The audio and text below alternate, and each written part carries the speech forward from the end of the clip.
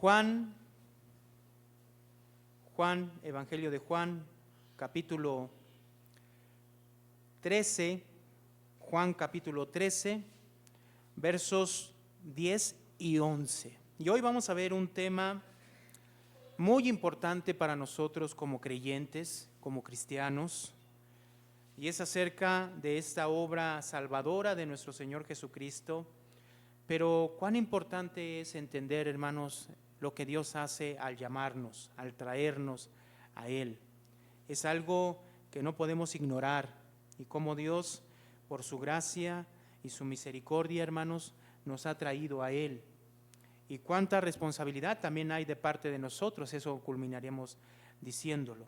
Dice el capítulo 13, verso del 10 al 11, dice: Jesús les dijo: el que está lavado no necesita sino lavarse los pies, pues está todo limpio, y vosotros limpios estáis, aunque no todos. 11. Porque sabía quién le iba a entregar, por eso dijo: no estáis limpios, ¿qué? Todos. Oremos, hermanos. Dios, Señor de los cielos y de la tierra, Señor, delante de tu presencia estamos agradecidos, Señor, por tu amor, tu misericordia que tienes para cada uno de nosotros.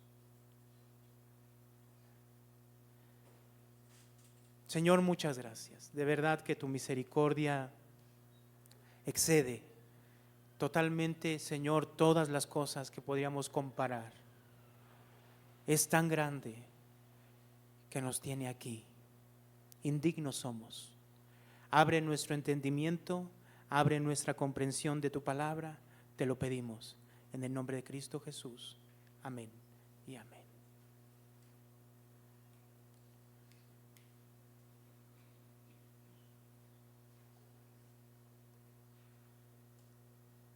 Muy bien. En el capítulo 13 del libro, entramos al capítulo 13 del libro de Juan, nosotros tenemos que entender, hermanos, que ya estamos, prácticamente se entra a la etapa en el libro de Juan, donde se narra ya los últimos días, los últimos momentos de nuestro Señor Jesucristo, antes de que sea muerto, entregado y crucificado, ¿sí? Y resucite al tercer día. Estamos ya unos momentos antes de este evento, y de hecho el capítulo 13, verso 1 dice: antes de la fiesta de la Pascua, es la última Pascua que nuestro Señor Jesucristo celebra con sus discípulos, ya está a punto de ser entregado, como les mencionaba. Dice: sabiendo Jesús que su hora había llegado para que pasase de este mundo al Padre, como había amado a los suyos que estaban en el mundo, los amó hasta el fin. Entonces, el Evangelio de Juan ya nos ubica entonces ya en la última Pascua, en la última cena de la Pascua, ya para que nuestro Señor Jesucristo sea crucificado. Y recordemos, hermanos, que esto es en cumplimiento, obviamente, del Antiguo Testamento, de la palabra del Antiguo Testamento. Pero hay algo que hoy quisiera que nosotros viéramos acerca de lo que Jesús está mostrando a través de este capítulo. Él menciona en el capítulo 1, en el capítulo 13, verso 1, en la segunda parte: como había amado a los suyos que estaban en el mundo, los amó, ¿qué? Hasta el fin. Yo quisiera que nosotros volviéramos a recordar quiénes son los suyos, o a qué se refiere Juan cuando habla de los suyos. ¿Sí? Si nosotros vamos al capítulo 1,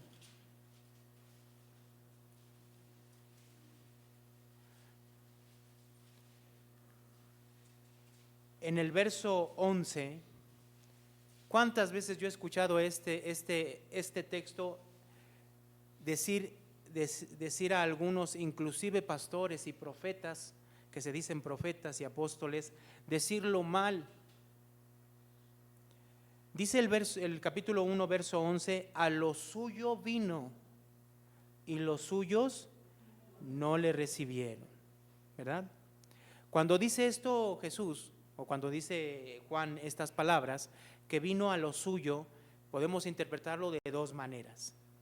La Biblia nos expresa en el capítulo 1, verso 1, 2 y 3, que Jesús estaba con el Padre y que Jesús es creador. Es lo que menciona el verso 3. Todas las cosas por Él fueron hechas y sin Él nada de lo que ha sido hecho, ¿qué? Fue hecho. Entonces, junto con el Padre, Jesús es creador. Y si nosotros vamos, por ejemplo, al libro de Génesis, capítulo 1, vemos también que alguien que está involucrado en la creación es el Espíritu Santo.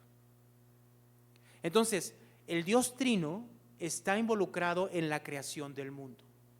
Y este verso 11 lo podemos tomar primero como esto: a lo suyo vino, ¿a qué? A su creación. Pero también vemos a lo suyo en respecto a lo que Él vino a hacer a este mundo. Ahí en el capítulo 1, verso 29, cuando Juan el Bautista lo ve, dice: el siguiente día vio Juan a Jesús que venía a él y dijo: he aquí que el Cordero de Dios que quita ¿qué? El pecado del mundo.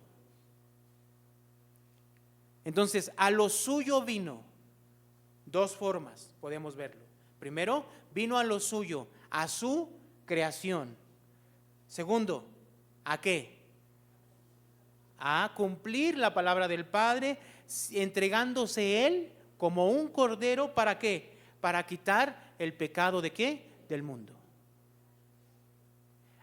Tomando en cuenta esto, nosotros vamos al capítulo 3 y entonces vemos que es el Padre quien envía a Jesús.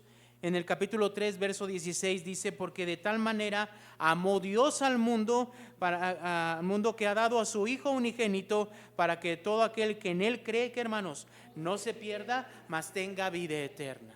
¿Sí? Entonces Jesús vino a lo suyo, vino a su creación para dar su vida por el perdón de pecados, para que cualquier persona que en Él cree no se pierda, mas tenga ¿qué? Vida eterna. Pero este creer en Él no es de la persona, sino que cuando avanzamos al capítulo 6,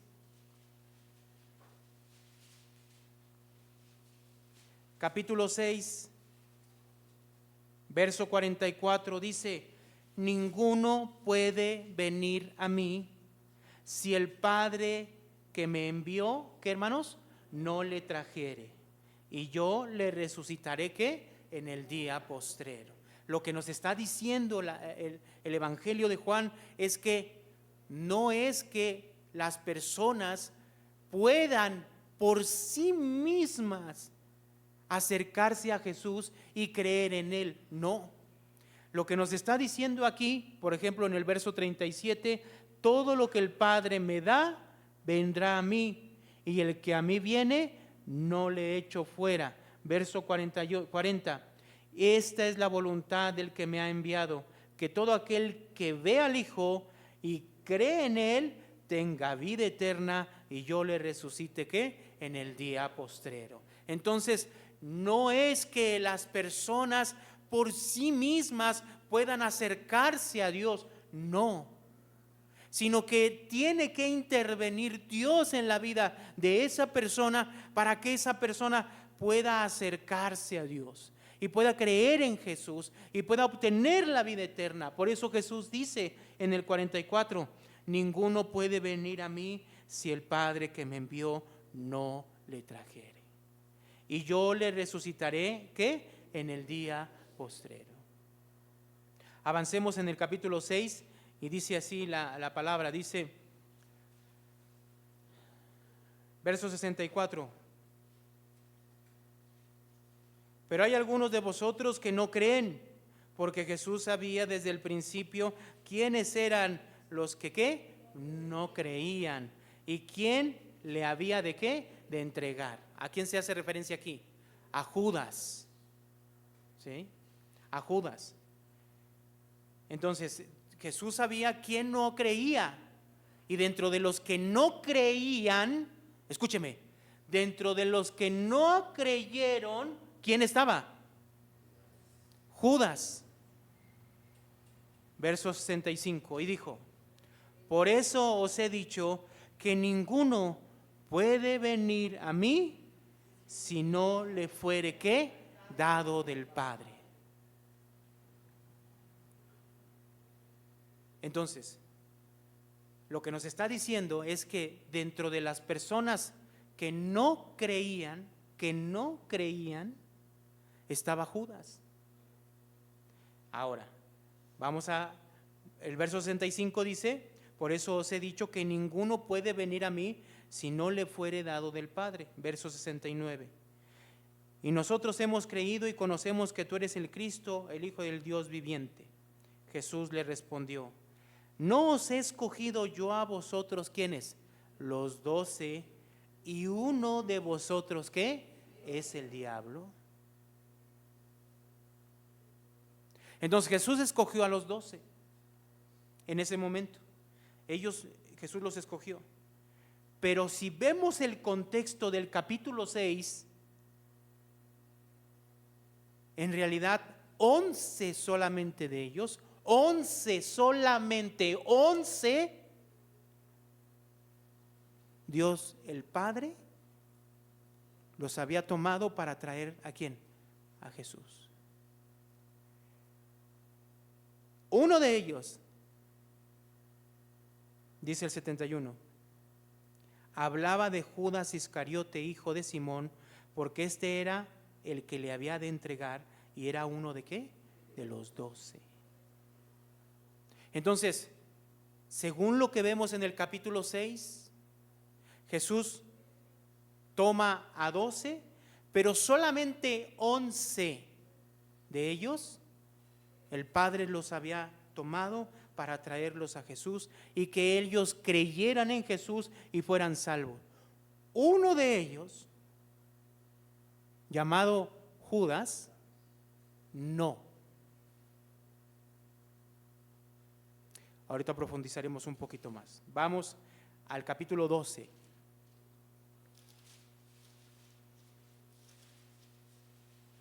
¿Qué nos muestra la Biblia de Judas en el capítulo 12? Dice el verso 3: entonces María tomó una libra de perfume de nardo puro de mucho precio y ungió los pies de Jesús y los enjugó con sus cabellos, y la casa se llenó de olor de perfume. Y dijo uno de sus discípulos, Judas Iscariote, hijo de Simón, el que le había de entregar: ¿por qué no fue este perfume vendido por 300 denarios y darlo a los pobres? Pero dijo esto no porque se cuidara de los pobres, sino porque era ladrón, y teniendo la bolsa, sustraía de lo que se echaba en ella. Entonces era una persona que estaba siguiendo a Jesús.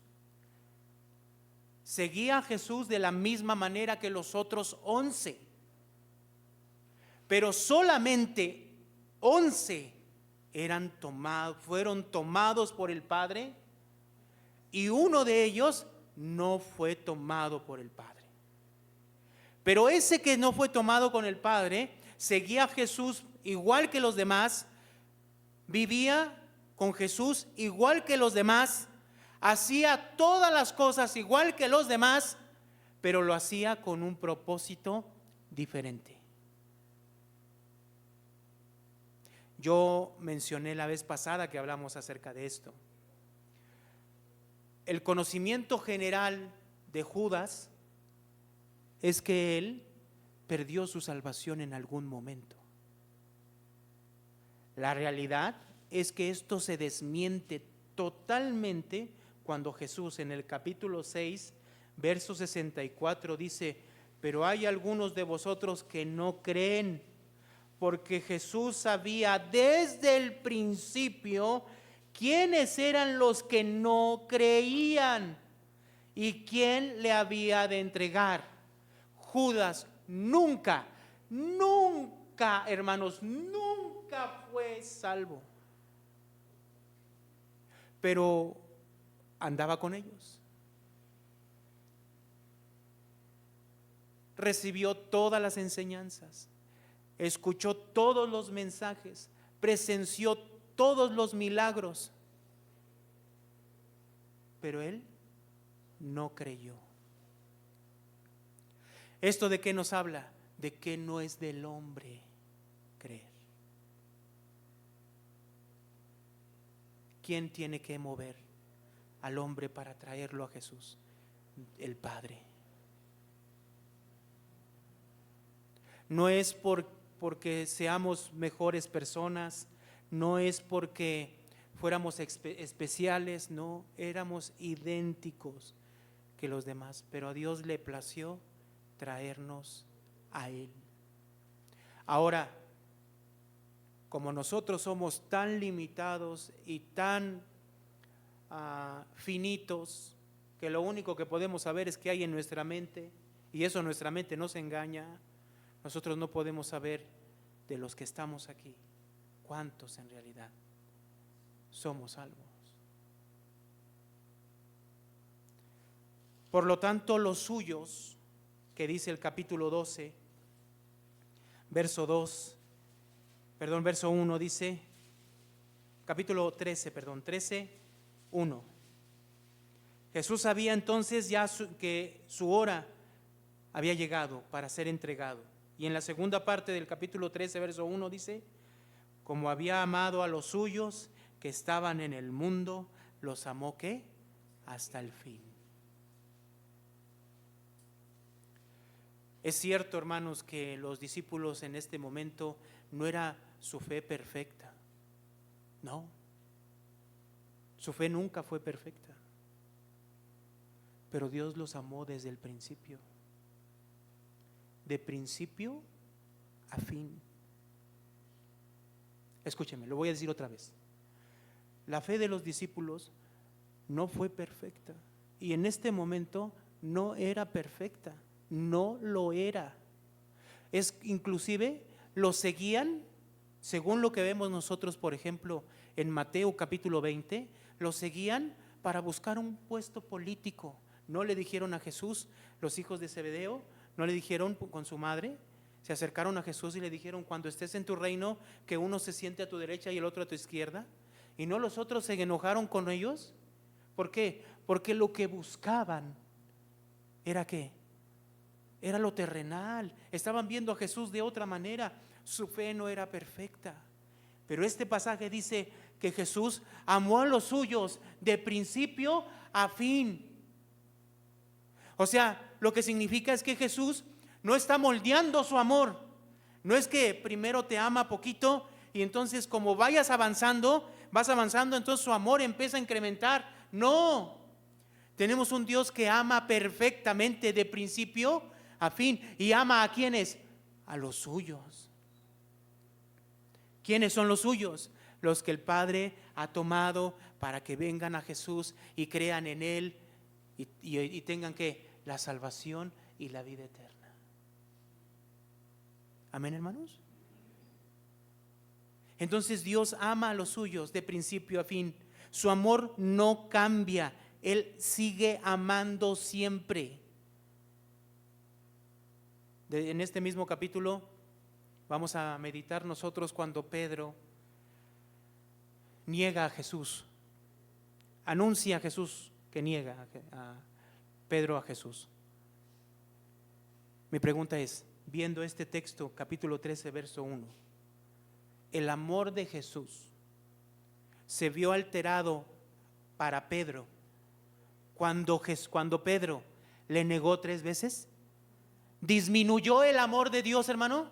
No, ahora no estoy diciendo que Dios avala nuestros pecados o Dios avala nuestro comportamiento. Ahorita lo vamos a ver de otra manera.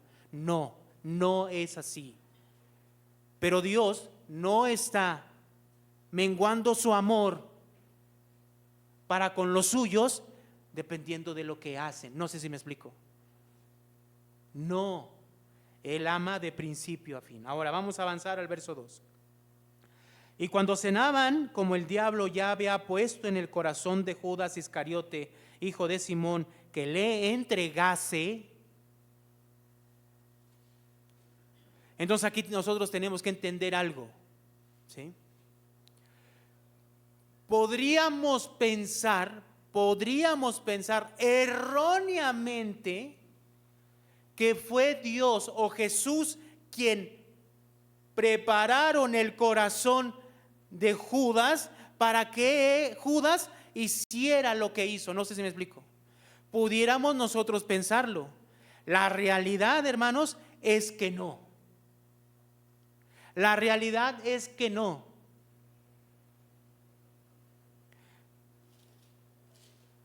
Vamos a Juan capítulo 3. Y vamos a leer el verso 16 que ya leímos. Porque de tal manera amó Dios al mundo que ha dado a su Hijo unigénito para que todo aquel que en él cree no se pierda, mas tenga ¿qué? Vida eterna. Verso 17. Porque no envió Dios a su Hijo al mundo para condenar al mundo, sino para que el mundo, ¿qué hermano? Sea salvo por él. Entonces, el mundo estaba perdido y necesitaba un Salvador. ¿Y qué hizo Dios? El Padre envió a su Hijo para que el que en él creyera no se pierda, mas tenga vida eterna. Jesús no vino a condenar al mundo porque el mundo ya estaba condenado por el pecado. Entonces Jesús vino a salvar a ese mundo condenado. ¿Quiénes son a los que salva Dios? A los que el Padre ha tomado, ha elegido. Verso 18. El que en él cree no es condenado, pero el que no cree, ¿qué hermanos? Ya ha sido condenado. ¿Por qué ya ha sido condenado según el texto, hermanos? Porque no ha creído en el nombre del unigénito Hijo de Dios. Entonces, habían 12 discípulos. De esos 12, solo 11 el Padre había tomado para salvación. Y uno de ellos, no. Pero eso no significa que Dios actuó en el corazón de Judas para que Judas hiciera lo que hizo. No. Simplemente lo dejó ser él mismo. Mire lo que dice el verso 19. Y esta es la condenación. ¿Cuál es la condenación? Leemos juntos. Que la luz vino al mundo y los hombres amaron más las tinieblas que la luz, porque sus obras eran malas. Entonces, ¿quién entra dentro de este perfil? Todos. Pero cuando el Padre nos trae a Cristo, interviene en nuestras vidas y cambia nuestro ser para que creamos en Cristo. Verso 20. Porque todo aquel que hace lo malo, ¿qué hace, hermanos? Aborrece la luz y no viene a la luz para que sus obras no sean ¿qué? Reprendidas. Entonces Judas convivía con Jesús todo el tiempo, igual que los demás, hacía lo mismo que los demás, hablaba como los demás, presenció todos los milagros como los demás, estuvo en todos los mensajes de Jesús como los demás, pero él nunca pudo y alcanzó a entender quién era Jesús. Eso significa que para el hombre es imposible creer en Cristo por sí solo. Entonces, ¿quién tiene que intervenir? Dios. ¿Y cómo le llama la Biblia a ese intervenir? Lo que vemos en el capítulo 3 al principio. ¿Qué le dice Jesús a Nicodemo? De cierto te digo, que el que no naciere de nuevo, que no puede ver el reino de los cielos. Entonces, cuando este hombre, Juan, lo expresa en el capítulo 12 como una persona ladrona que solo seguía a Jesús para enriquecerse, para beneficiarse él mismo, vemos a una persona que está viviendo como Él quiere. ¿Sí me explicó? Él está viviendo como Él quiere, haciendo lo que Él quiere. Y entonces, ¿qué vemos ahí en el capítulo 13? Capítulo 13, verso 3. Verso 2 dice, y cuando cenaban, como el diablo ya había puesto en el corazón de Judas Iscariote, hijo de Simón, que le entregase. Entonces, hermanos, Dios tuvo algo que ver con la decisión de Judas de entregar a Jesús. Hermanos, no.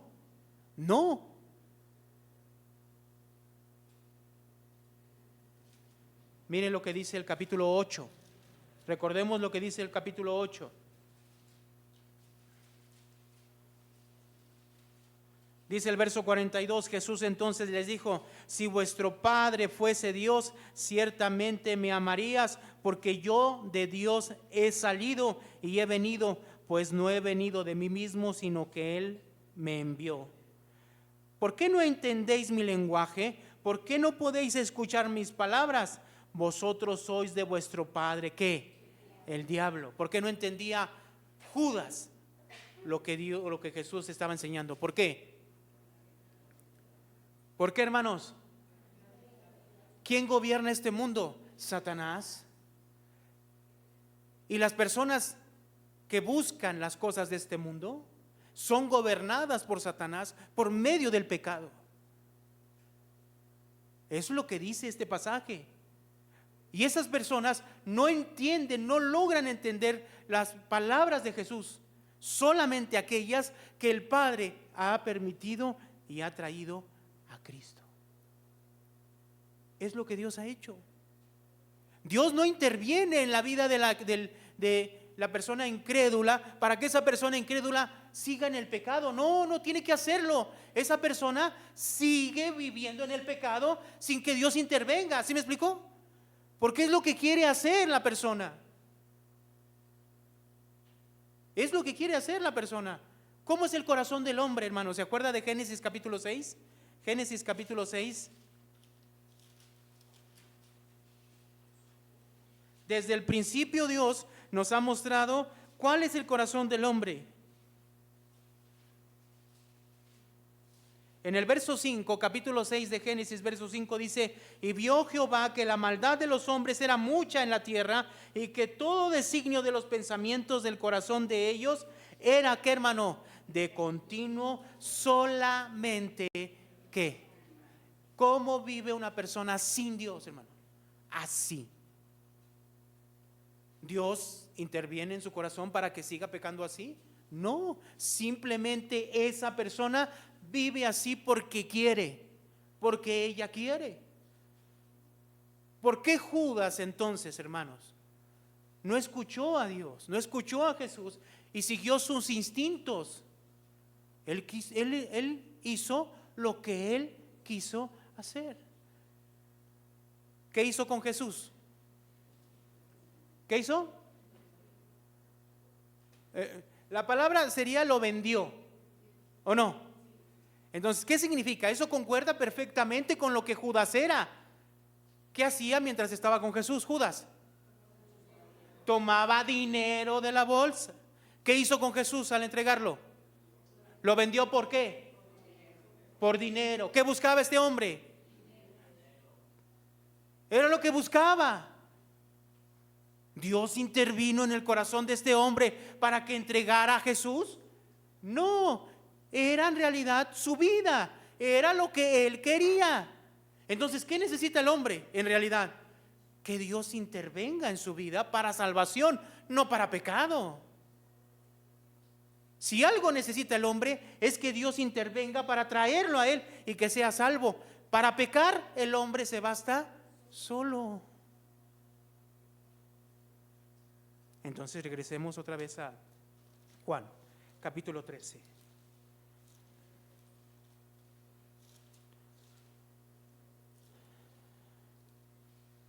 Dice el verso 3, sabiendo Jesús que el Padre le había dado todas las cosas en las manos y que y que había salido de Dios y a Dios iba. Entonces, Jesús, ¿qué sabía?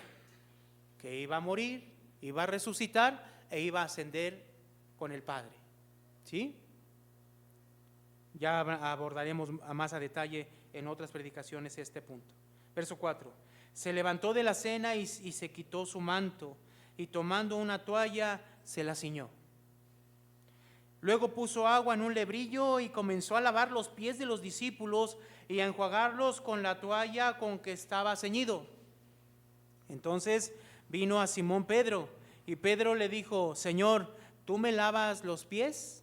Recordemos que esta acción de lavar los pies era totalmente de un siervo, era de los esclavos, que cuando una persona venía de visita, o ya sea en la misma familia que venía de la calle a la casa, lo que hacían los siervos, los esclavos, era limpiar los pies, enjuagar los pies de sus amos o de las personas que venían de visita. ¿Por qué? Porque ellos venían caminando, el polvo, se imagina ahí toda esa parte. Entonces era algo común que se hacía, no era algo especial, no sé si me explico, era algo común para ellos dentro de su cultura. Pero lo que no era común es que el maestro se inclinara, hiciera eso y lavara los pies de sus discípulos. Eso sí, no era común. Por eso Pedro en el verso 6 dice: entonces vino a Simón Pedro, y Pedro le dijo: Señor, ¿tú me lavas los pies? Respondió Jesús y le dijo: lo que yo hago, tú no lo comprendes ahora, mas lo entenderás ¿qué? Después. Pedro le dijo: no me lavarás los pies jamás. Jesús le respondió: si no te lavare, no tendrás ¿qué? Parte conmigo. Entonces aquí, aparte de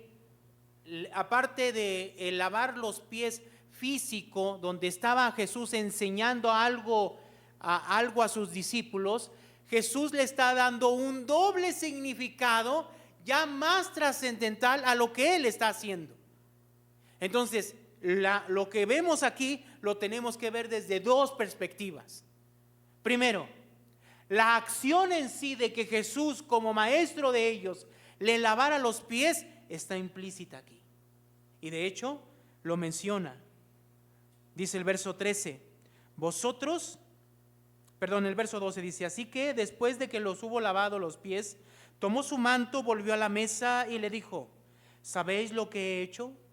Vosotros me llamas maestro y Señor, y decís bien, porque lo soy. Verso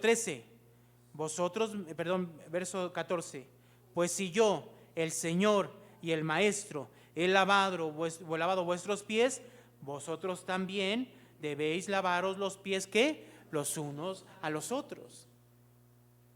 Y entonces aquí el problema, yo me acuerdo hace mucho tiempo, híjole hermano, hace 40 años, ya llovió hace 40 años, cuando yo llegué a la primera iglesia cristiana con mi mamá y mis hermanos.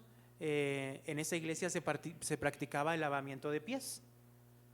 Era algo que se celebraba sobre todo cuando venía la fiesta de la Pascua, la Semana Santa, y cuando se hacían eventos especiales se hacía lavamiento de pies, y era literal, hermano. O sea, todos traíamos nuestra cubetita con nuestra toalla, y así que, a ver hermanos, quítese sus zapatos, su calcetín, y le voy a lavar los pies.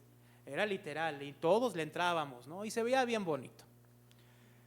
El problema es que, pasado ya ese tiempo, de repente los hermanos ya no se hablaban, tenían problemas entre ellos, había conflictos, había divisiones, había todo tipo de cosas, se caían gordos unos con los otros, en la alabanza no se podían ni ver unos con otros, había ministerio de danza, había un problemón en la danza, todos contra todos, etcétera. Pero ese día se lavaron todos los pies. Porque el rito en sí no está implícito en lo que Jesús está diciendo.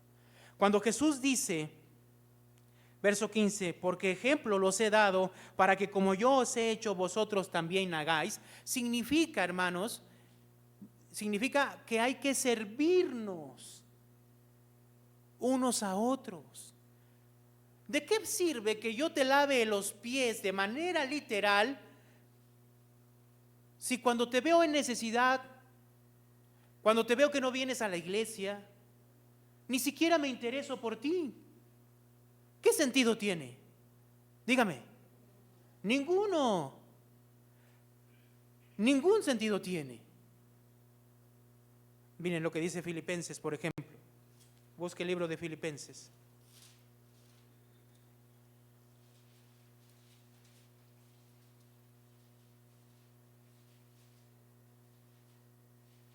Dice el capítulo 2, verso 1, por tanto, si hay alguna consolación en Cristo, si hay algún consuelo de amor, si hay alguna comunión del Espíritu, si algún efecto entrañable, si alguna misericordia, contemplad mi gozo, sintiendo lo mismo, teniendo el mismo amor, unánimes, sintiendo una misma cosa. Nada hagáis por contienda o por vanagloria, antes bien, con humildad, ¿qué, hermanos? Estimando cada uno a los demás como superiores a él mismo, no mirando cada uno por lo suyo propio, sino cada cual también por los de los ¿qué? Nosotros. ¿No es el mandamiento de Dios, de Jesús, hermanos? ¿No es el mandamiento del Padre el que amemos a nuestro prójimo como a nosotros mismos? ¿No es así? Jesús, que está mostrándole a sus discípulos en el capítulo 13, de manera literal, vamos a ponerlo así, que se deben de amar, que se deben de respetar. Aquí mismo,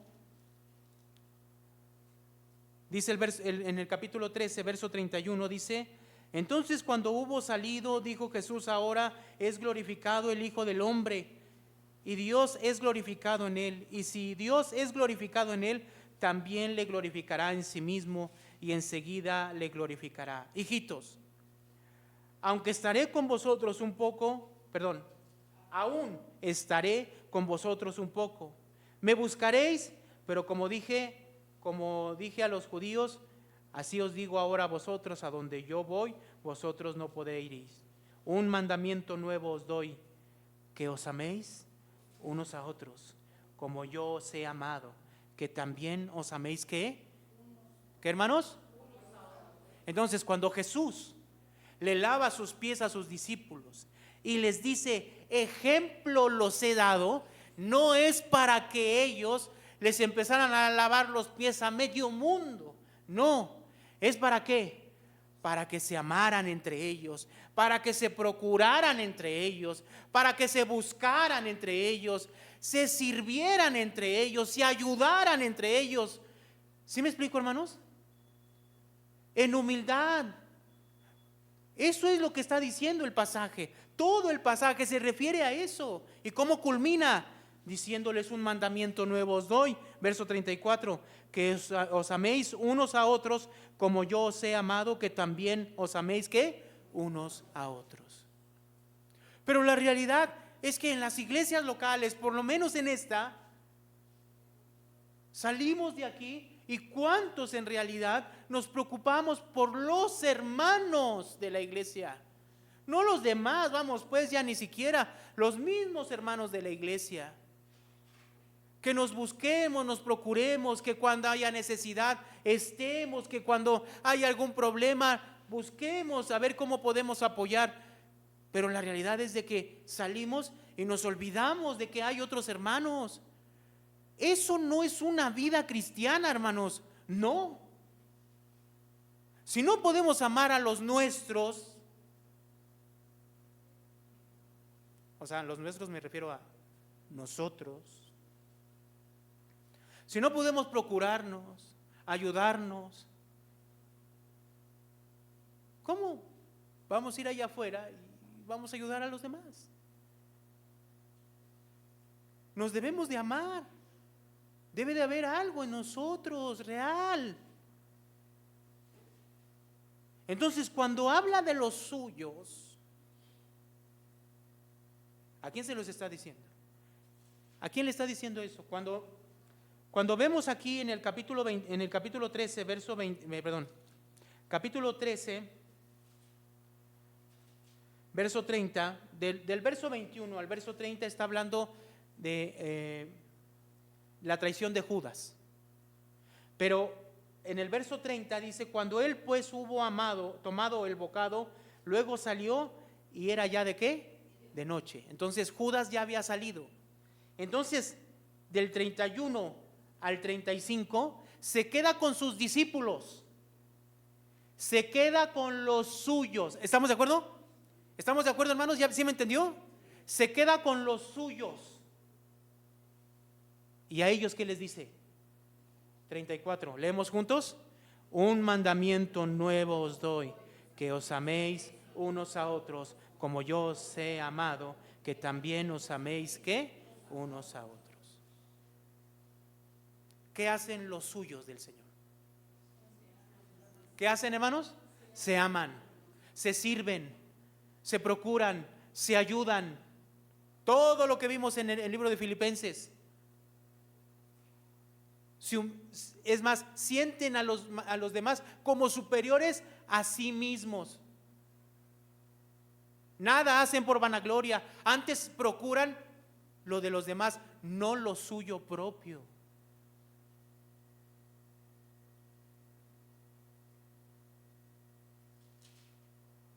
Bueno, ese es desde la perspectiva del acto. ¿Sí me explicó? Dijimos que hay otra perspectiva. En el capítulo 13, verso 10, entonces, dice lo siguiente. Pedro está viendo al Señor postrado, arrodillado, con su agua, su tinaja, su ¿cómo se llama? Su toalla para limpiarle los pies, y Pedro le dice: no, tú no puedes hacer eso. ¿Cuántas veces Pedro dijo: no, a ver, tú no puedes? ¿Cuántas veces le dijo a Jesús eso? Muchísimas veces. Pero bueno, entendemos por qué. Porque si nosotros hubiéramos estado ahí, hermanos, también le hubiéramos dicho: ¿qué pasó, Señor? Si yo soy el que... Entonces Jesús quería enseñar algo, pero a través de ese algo también enseña algo más grande. ¿Qué es lo que enseña más grande? Ya vimos lo que enseña con el acto. Ahora, lo más grande que enseña, Jesús le dice en el verso 10: el que está lavado no necesita lavarse los pies. Ahora, entonces, hasta ahí. ¿Quién es el que está lavado? ¿A qué se refiere con los que están lavados? Hermanos, se está refiriendo a sus discípulos. ¿Pero a quiénes? A los suyos. ¿Sí se entiende? A los suyos. ¿Quiénes? Los que el Padre ha llevado a Jesús, para que ellos crean en Él y tengan vida eterna. ¿Por qué? Porque Jesús, ¿qué iba a hacer de aquí en adelante? ¿Qué venía? Su muerte. ¿Y se acuerda cómo se expresó Juan el Bautista de Jesús? ¿Cómo? He ahí el Cordero de Dios, que ¿qué, hermano? Entonces son 12, pero solo 11 Jesús limpió sus pecados, de principio a fin. Vamos al libro de Hebreos, hermanos. Perdóneme porque es un tema importante, Perdóneme si me extiendo tantito. Bueno, no me perdone, yo me voy a extender, no se preocupe, no pasa nada. En el capítulo, en Hebreos, hermanos, capítulo 9, es un tema importante este tema. En el capítulo 9,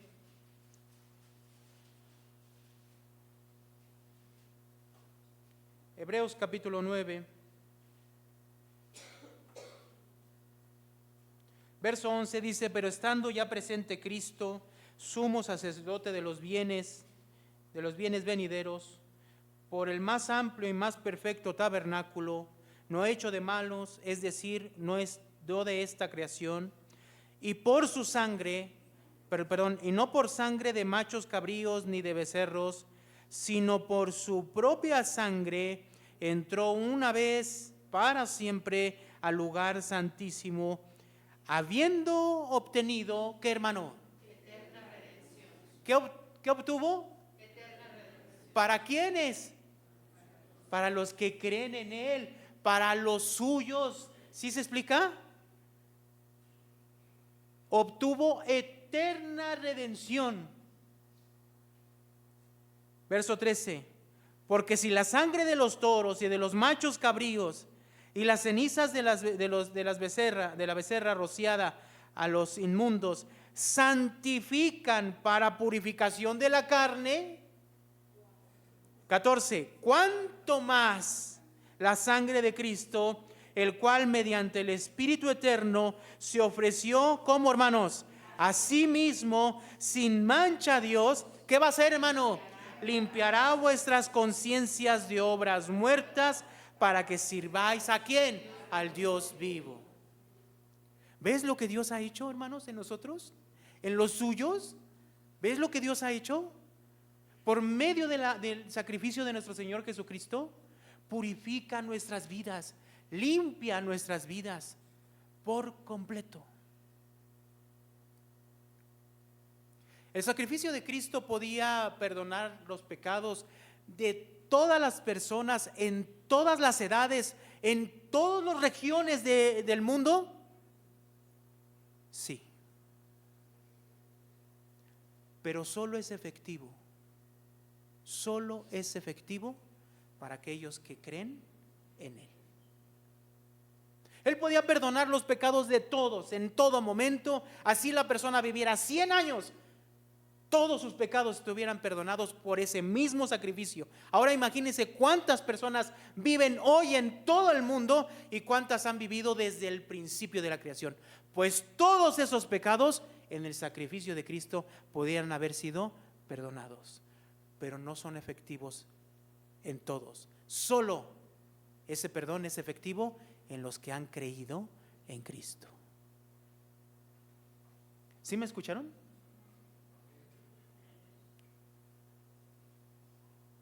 Porque a veces pensamos y decimos, híjole, es que Dios no me puede perdonar. ¿En serio?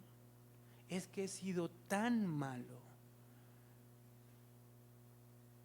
Es que al que no alcanzamos a dimensionar que el Dios eterno que estaba con el Padre, el Verbo, creador junto con el Padre, se vino, se encarnó y se entregó por nuestros pecados. No alcanzamos a dimensionar que un Dios, el Dios eterno, viniera a este mundo y se entregara por nuestros pecados.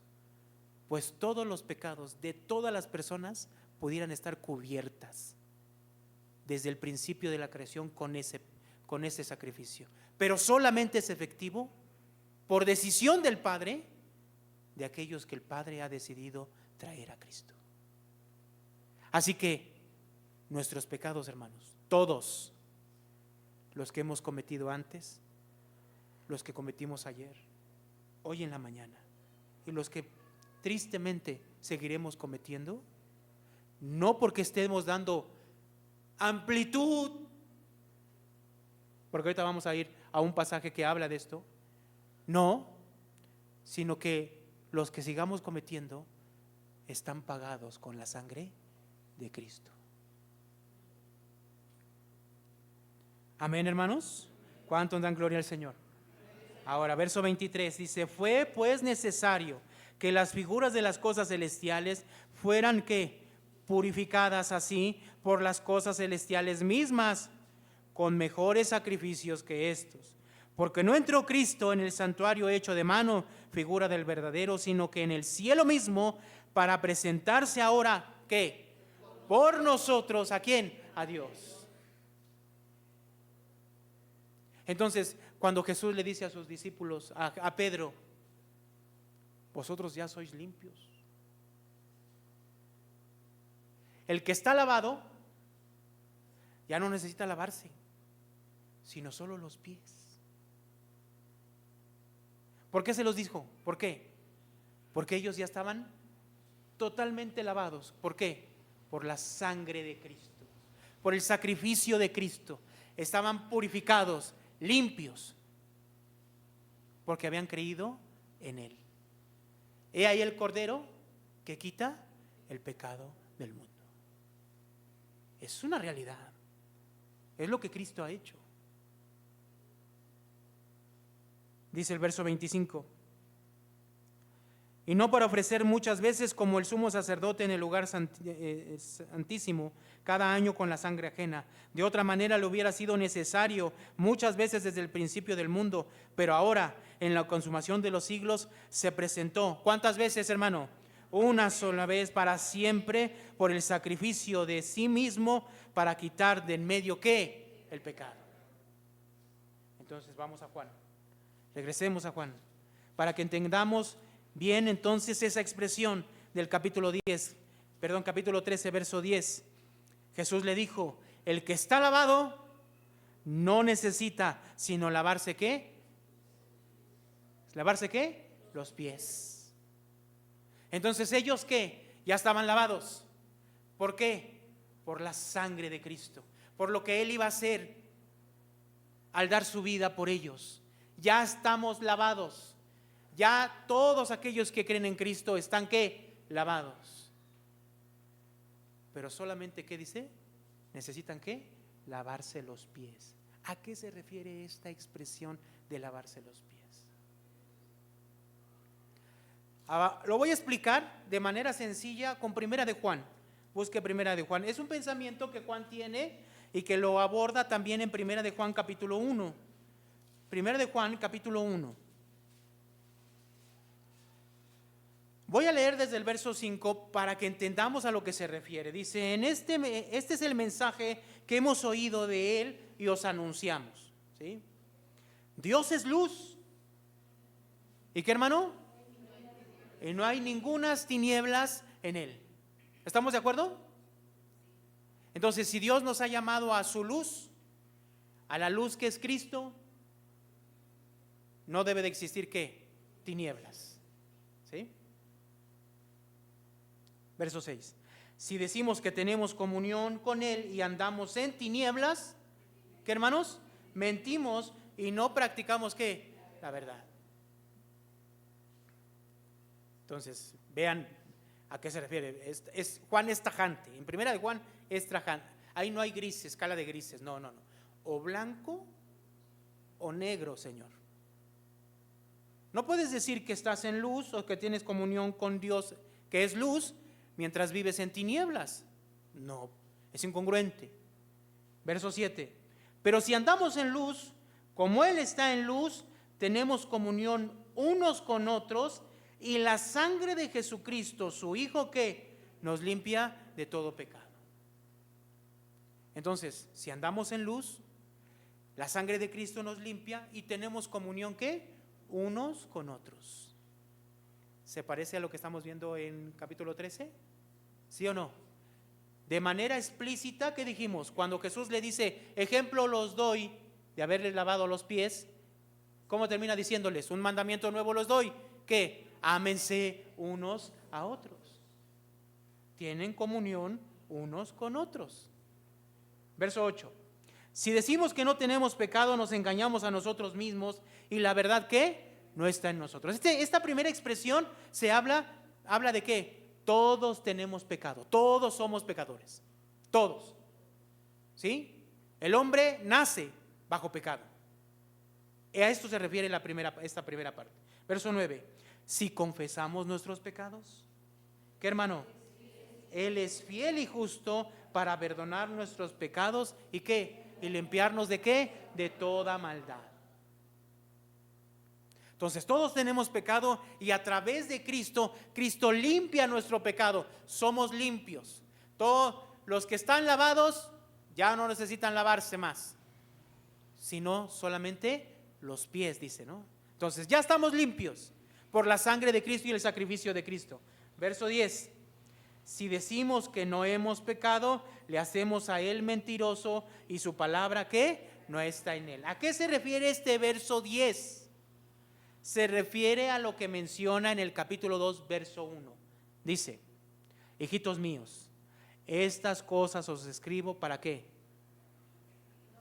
Para que no pequéis. Y si alguno hubiere pecado, ¿qué, hermanos? Abogado tenemos para con el Padre. ¿A quién? Significa que la persona, el suyo de Dios, el que ama a sus hermanos, el que los procura, el que los ayuda, el que no ve por sí mismo, sino por los demás, el suyo de Dios ya está lavado. Y ya no necesita lavarse más. Cristo ha perdonado sus pecados. Pero la realidad es que batallamos todos los días con esta carne, ¿o no? Ya no, el suyo de Dios ya no está entregado a las tinieblas, pero vive en ese cuerpo que está batallando con su carne todos los días, como lo menciona Gálatas capítulo 5. Hay una lucha entre el espíritu y la carne, ¿o no es así, hermanos? Todos los días, ¿sigo la voluntad de Dios o satisfago mi carne? ¿Sigo la voluntad de Dios o satisfago mi carne? Y en ocasiones, y digo en ocasiones porque así debe de ser, en ocasiones gana la carne. ¿Y qué hacemos? No se da cuenta de inmediatamente que dice: híjole, la regué. ¿A poco no, hermanos? ¿Y qué hace inmediatamente también? Padre, perdóname. ¿O no hacemos eso? Ahí está. ¿Sabe cómo se llama eso? Santificación. Vamos santificando nuestras vidas. Vamos apartándonos de las cosas del pecado. Mire, les voy a poner un ejemplo. Ahí en el libro de Romanos, capítulo 6,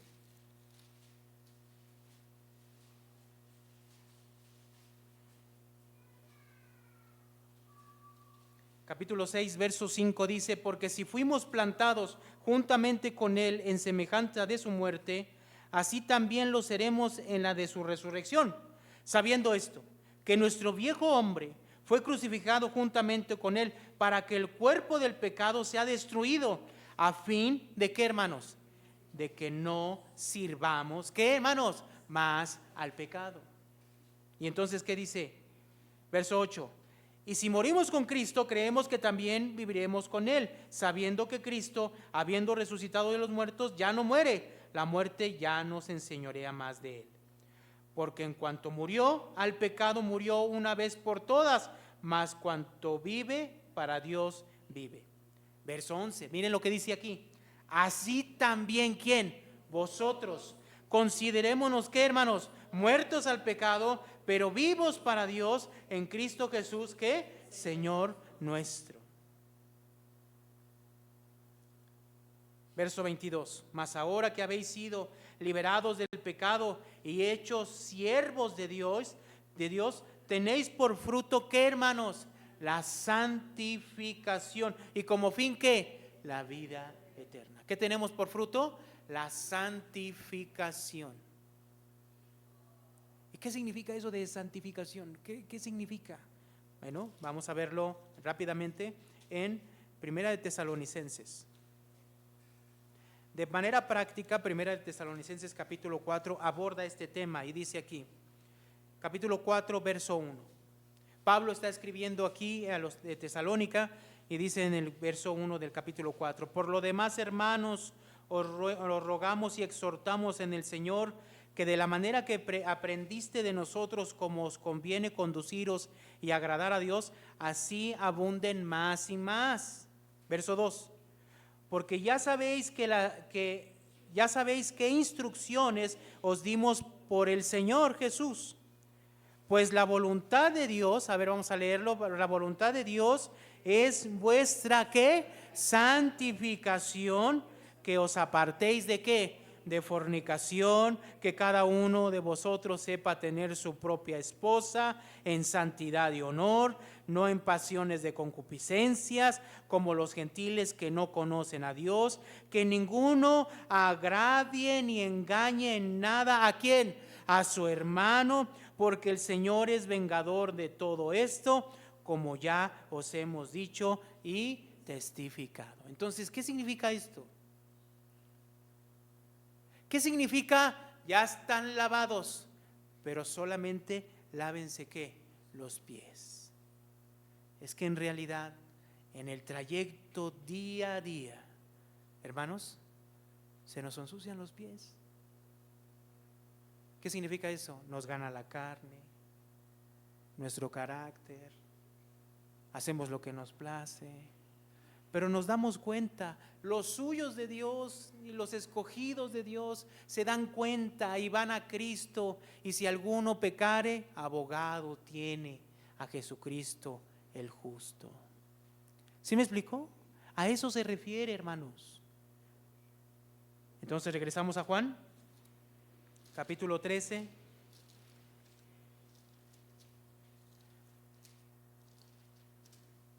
Verso 10. Jesús le dijo: el que está lavado no necesita lavarse los pies, pues está, ¿qué, hermanos? ¿Está qué? Todo limpio. ¿Cómo lo limpió? ¿Cómo está limpio? ¿Por quién? Está limpio. Seguimos, leeremos lo último. Y vosotros limpios estáis. ¿Este vosotros a quién se refiere? A los suyos. ¿A quiénes? A los 11 que él escogió, ¿o no? ¿Sí? Se refiere a ellos. Y vosotros limpios estáis, aunque no todos. ¿A quién se refiere este no todos? ¿A quién, hermanos? A Judas. 11. Porque sabía quién le había de entregar, por esto dijo: no estáis limpios todos. Dios escoge a sus escogidos, a sus elegidos. Él los trae a Jesús, envió a su Hijo para que muriera por ellos. Jesús vino y dio su vida para perdonarte, limpiarte, darte vida eterna, salvación, por su sangre. ¿Para qué? Para que ya estando limpio, solo te limpies los pies. En esa batalla diaria, reconozcas tu pecado. Si alguno hubiere pecado, abogado tiene para con el Padre, a Jesucristo el justo. Eso no significa una carta abierta para que entonces digamos: bueno, entonces yo voy a pecar y voy a hacer lo que quiera, al final Dios ya me escogió. ¿Ah, sí? ¿Estás seguro que Dios te escogió? ¿Están seguros? Porque una persona que dice que está en comunión con el Dios de la luz, ¿cómo puede vivir aún en tinieblas, hermanos? ¿Cómo? Ahora, Juan dice: entiendo que somos hombres, somos humanos. Hermanos, ¿podemos vivir sin pecado? Sí, pero no siempre. ¿Sí me explicó? Es obvio. Pero eso no es una carta abierta para que nosotros digamos: bueno, pues es que Dios sabe cómo soy, pues al fin, ¿para qué me invita? ¿No? Pues así soy yo. No. Dios nos ha dado la capacidad para que el pecado ya no nos gobierne. Lo vimos en Romanos. Entonces, ¿qué significa? En esa diario batallar, diaria lucha que tenemos con nosotros mismos. Y cuando caemos, ¿qué hacemos? Nos limpiamos los pies. ¿Qué significa? Pedimos perdón a Jesús, y Jesús, ¿qué hace? Nos perdona. Amén, hermanos. Vimos dos cosas hoy. Por un lado a Judas y por el otro lado los suyos, los que él limpió, los que él salvó. ¿Y qué ordenanza dio?